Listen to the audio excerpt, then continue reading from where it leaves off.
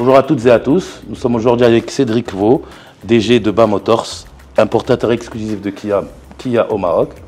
Nous allons aujourd'hui parler d'un certain nombre de sujets.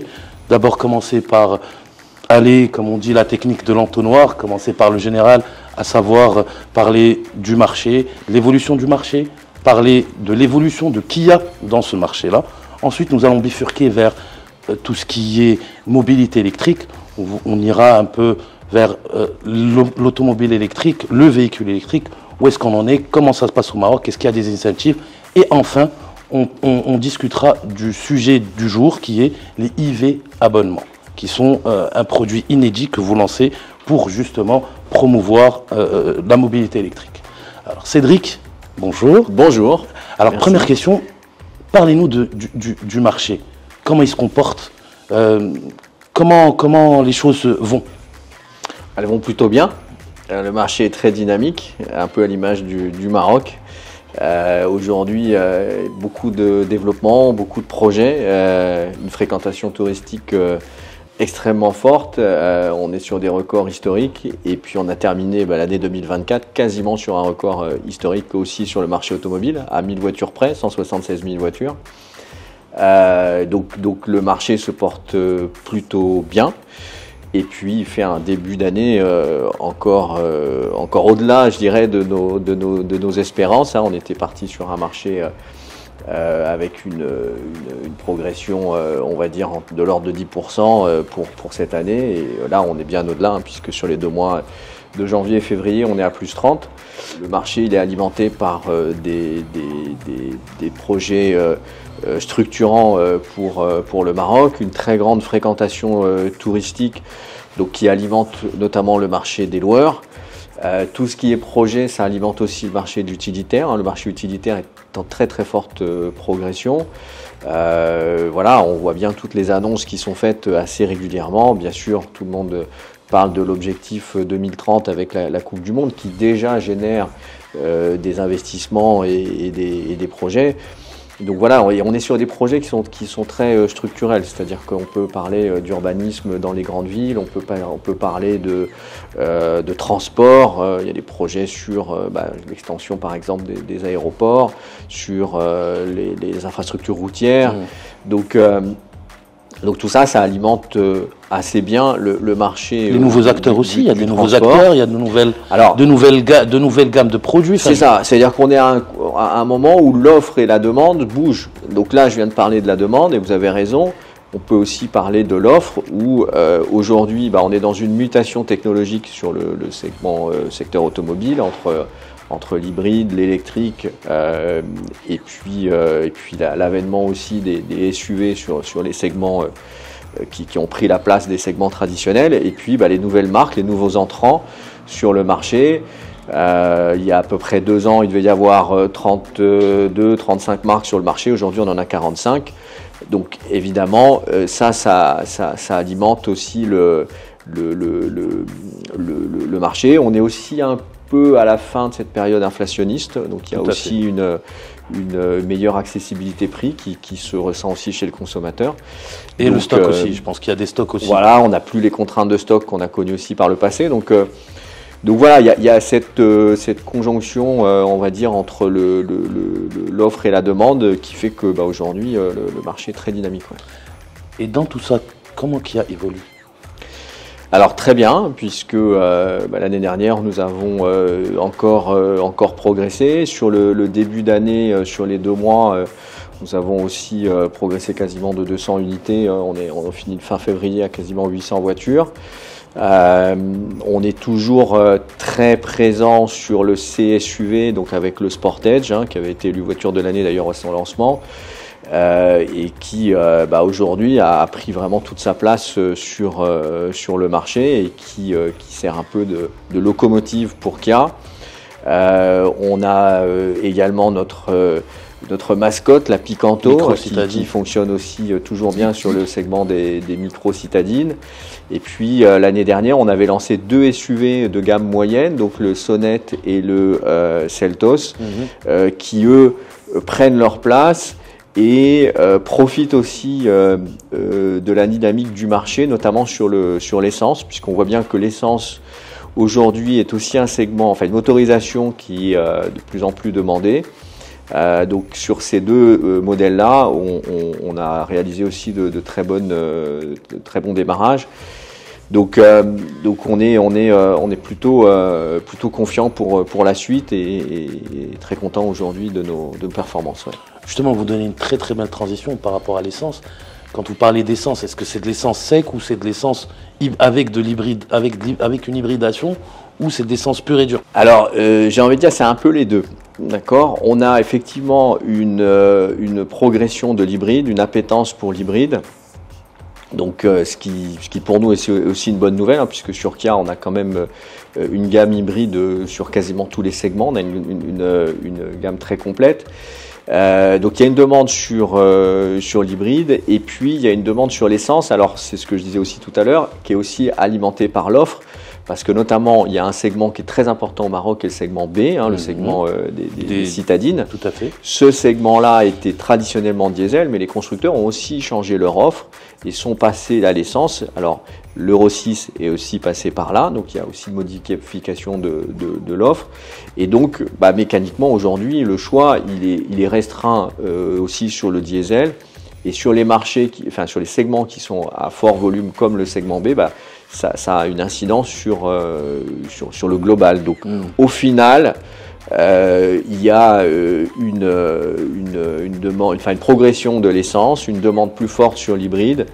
Et donc on arrive à un mix essence-diesel qui est en train de se réduire progressivement entre l'essence et le diesel. Maintenant, attention, on parle quand même d'un marché qui est toujours un peu exceptionnel, avec 80% des ventes qui continuent de se faire en diesel encore. Hein. Ouais, donc, les progressions sont importantes, mais les volumes sont encore forts sur le diesel. Évidemment, quand on parle de zéro, évidemment, c'est ça, ne peut qu'être importante. C'est ça, la dynamique est enclenchée. Voilà. Exactement, la dynamique. Et justement, en parlant de cette dynamique, on voit évidemment une dynamique, mais les choses se font malgré tout lentement. Même s'il y a cette dynamique, mais on n'atteint pas des fulgurances, notamment au niveau d'électrique et de l'hybride, qui sont les motorisations du futur. On ne voit pas encore un boom exceptionnel, celui qu'on attendait. À votre avis, qu'est-ce qui freine encore? Qu'est-ce qu'il faut pour avoir, comme ce qui se passe par exemple en Europe ou des choses pareilles? Alors, on est sur deux sujets différents entre l'hybride et l'électrique. Commençons par l'hybride, parce que je pense que l'hybride, on a plus d'appétence pour le moment pour l'hybride que l'électrique. L'hybride décolle plus vite. Alors en fait, c'est toujours l'attachement au diesel. C'est-à-dire que tant qu'on a de l'offre sur le diesel, aujourd'hui, il y a quand même une préférence sur cette motorisation. Donc l'hybride progresse, mais on est quand même sur, encore une fois, un marché qui est très attaché à cette motorisation-là. Donc tant que l'offre, elle existe sur ces segments, elle sera plus longue, je dirais, à conquérir pour l'hybride. Après, ce sera peut-être un peu différent quand il y aura des segments type les citadines, par exemple, qui pourront offrir ce type de motorisation. Donc là, on verra si ça va plus vite. Mais sur le segment, notamment des CSUV, qui est un peu le cœur du sujet, aujourd'hui, l'offre diesel, elle est encore importante. Donc c'est pour ça que sur l'hybride, ça va peut-être pas aussi vite qu'on l'imaginait. Mais encore une fois, les dynamiques sont en place et ça grandit de mois en mois. Sur l'électrique, c'est une situation un peu différente parce que l'électrique est sujet quand même à beaucoup de questionnements. Dans l'approche de l'achat, dans l'approche de la mobilité, la première question que nos clients nous posent, c'est autonomie, évidemment, recharge. Donc, on est sur une technologie qui apporte beaucoup de questionnements. Et donc voilà, ça c'est le côté, on va dire, approche client. Après, dans les deux cas, si on se compare au marché européen, ou du moins sur les marchés où ces deux technologies fonctionnent, c'est forcément parce qu'il y a eu des aides gouvernementales, des subventions, des programmes, voilà. Donc, même s'ils ont tendance à se réduire. Alors aujourd'hui, c'est en train de revenir en arrière parce que bon, Évidemment, tout ça, ça a un coût, mais en tout cas, si on se place du côté de la performance de ces technologies dans des marchés, on peut juste faire le constat que là où ça a fonctionné, c'est qu'à un moment donné, il y a eu des incentives, il y a eu des aides, bon voilà. Donc après, aujourd'hui, effectivement, le mouvement il est inverse, mais bon, globalement, en Europe, aujourd'hui, on doit être sur 15% de ventes en électrique et le diesel ne doit plus représenter que 30 ou 40% des ventes sur le marché européen. Donc voilà, ces incentives, ils ont aussi poussé à cette situation. Alors il y a plusieurs projets, il y a des opérateurs qui sont déjà en place. Je pense à Fastvolt par exemple, avec qui nous sommes d'ailleurs en partenariat. Donc aujourd'hui, Fastvolt dispose de bornes dans tout le pays, couvre très bien le pays. Et puis nous, on s'est associé à eux pour également équiper notre réseau, nos concessions avec des bornes Fastvolt, pour que n'importe quel client, quelle que soit la marque de son véhicule, puisse venir recharger sa voiture chez nous, enfin devant chez nous, puisque on ne met pas la borne est en accès libre en permanence. Donc voilà, donc on contribue aussi de cette façon-là. Et puis après, il y a tous les opérateurs traditionnels, hein, les stations essence, les grandes marques, qui aujourd'hui proposent de plus en plus des bornes de recharge. Et puis après, il y a les opérateurs privés. Donc un peu ce que nous on fait à l'échelle de nos concessions, mais il y a aussi tout le secteur touristique notamment, hein, avec les hôtels par exemple qui sont équipés, les centres de loisirs, enfin là où les gens vont, je dirais, naturellement dans leur quotidien et puis peuvent recharger leur voiture. Et enfin, il y a les entreprises. On sent qu'il y a de plus en plus de demandes au niveau des entreprises publics et privés, qui s'équipent de bornes, qui s'équipent de places réservées pour les véhicules électriques. Donc il y a quand même une dynamique. Alors c'est sûr que on n'est pas aux 5-6 000 bornes aujourd'hui qu'il nous faudrait sur le royaume, mais pour être un utilisateur d'ailleurs de véhicules électriques, je peux vous dire, et nos clients aussi le disent, aujourd'hui, on est capable de rouler au quotidien dans un véhicule électrique sans difficulté.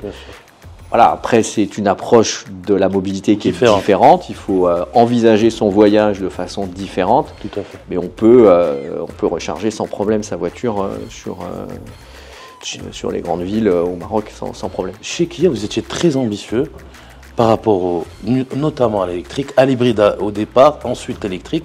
Vous avez lancé, si je ne m'abuse, 3 modèles. On a suivi la dynamique du marché sur ce sujet-là. Alors on est un petit peu en avance quand même puisqu'on est très bien perçu et encore une fois nos clients sont très contents pour ceux qui ont fait ce choix parce que les produits déjà sont très bien et donnent toute satisfaction. Après on est limité dans le développement comme l'électrique l'est aujourd'hui dans son développement au niveau du Maroc. Oui, c'est vrai qu'on aurait pu peut-être, ce segment-là aurait pu faire mieux s'il y avait eu des incentives. Aujourd'hui, il n'y en a pas. Et puis après, les freins à l'achat dont je viens de parler, ça peut être effectivement l'autonomie, ça peut être quelle va être la valeur de revente de ma voiture.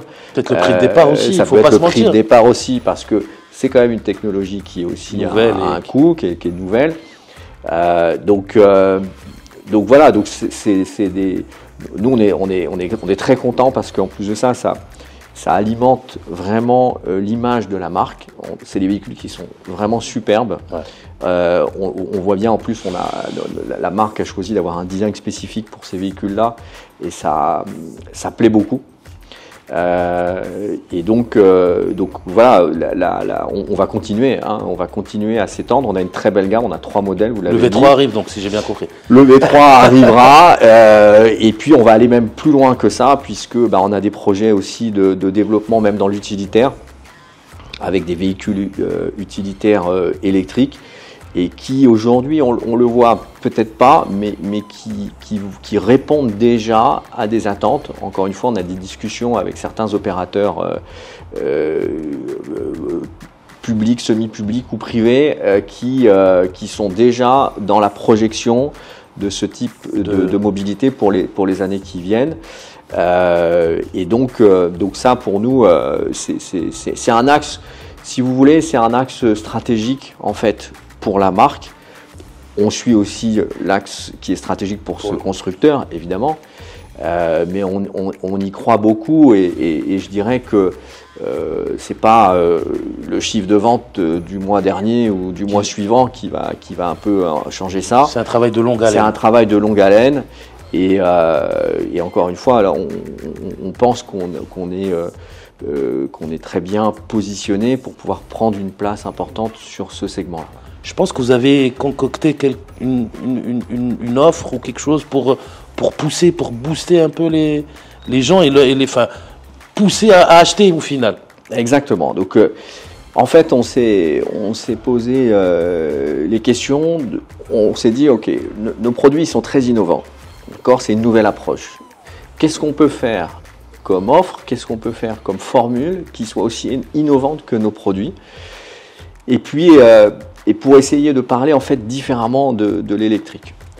Donc, on a réfléchi et puis on s'est dit aujourd'hui, donc, les questionnements des consommateurs, on l'a dit, c'est l'autonomie, c'est la valeur de revente, ça peut être le coût d'entretien, ça peut être le prix, l'accessibilité. Donc, comment est-ce qu'on va lever ces doutes-là et comment est-ce qu'on va essayer de faire une offre qui permette d'être peut-être moins impliquante, engageante pour le consommateur et qui lui permette d'accéder à l'électrique facilement. Donc simplifier aussi beaucoup les choses parce que souvent on voit que c'est un peu compliqué aussi. Et donc on s'est dit le plus simple en fait c'est de faire une formule d'abonnement. J'ai pas de frais de dossier, j'ai pas d'apport à mettre, j'ai tout compris dedans. D'accord, c'est un peu les grandes plateformes qu'on connaît aujourd'hui. Exactement. J'ai juste une mensualité, c'est tout. Voilà. Et donc, c'est ce qu'on a appelé l'EV abonnement, donc Electric Vehicle abonnement. Et donc ça, c'est la formule qu'on propose aujourd'hui et qui permet du coup d'accéder à notre gamme avec des mensualités qui sont extrêmement compétitives. Clairement, ça n'existe pas sur le marché, c'est une offre qui est vraiment inédite. Et puis, je suis intéressé par un véhicule électrique. Je sais que ma mensualité, ça va être X dirhams pendant 36 mois. Au bout de 36 mois, je rends la voiture. J'ai pas donné d'apport, j'ai pas eu de frais de dossier. Et en plus de ça, l'assurance et l'entretien étaient compris. Donc, j'ai même pas à me soucier du coût d'entretien. D'accord. Donc, c'est l'offre que nous lançons sur notre gamme électrique. Et ça démarre déjà très bien parce qu'on n'a pas encore communiqué dessus, mais on a déjà des clients qui sont très intéressés et on a le sentiment que c'est un peu ce qui manquait en fait aussi pour décoller. D'accord. À partir de ce que vous êtes en train de nous dire, on va essayer de voir les modèles, et on va essayer de parler encore un peu plus dans le détail, rentrer dans le détail de cette offre, en avoir les objectifs, voir les différents types de clientèle. La formation du prix des mensualités, comment elles ont été bien. On va essayer de le voir en bas devant les voitures, comme ça on montrera réellement les voitures. Comme ça notre lectorat et nos téléspectateurs pourront voir les voitures en même temps. Avec grand plaisir. Merci.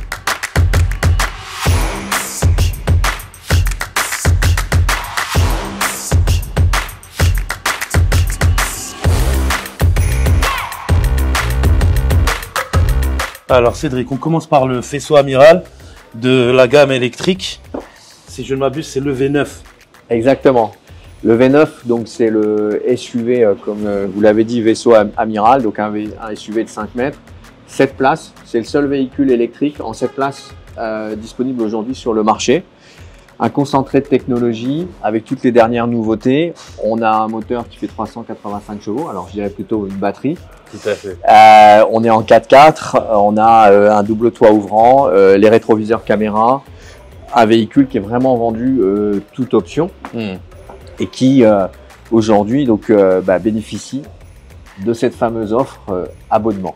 Voilà. Et vous me disiez tout à l'heure que c'est peut-être le meilleur rapport qualité-prix en termes de cette offre justement, avec une mensualité pour un véhicule de la sorte qui fait, je pense, 1 89 000. C'est ça. 12 000 et quelques, ce qui lui fait, je pense, c'est la meilleure offre de... On est sur un rapport assez incroyable, puisque cette voiture, effectivement, son prix tarif, c'est 1 89 000 dirhams. Et là, dans l'offre abonnement, on est à 12 900 dirhams par mois. Tout frais compris. C'est-à-dire qu'on vient, on s'installe dans la voiture et on y va.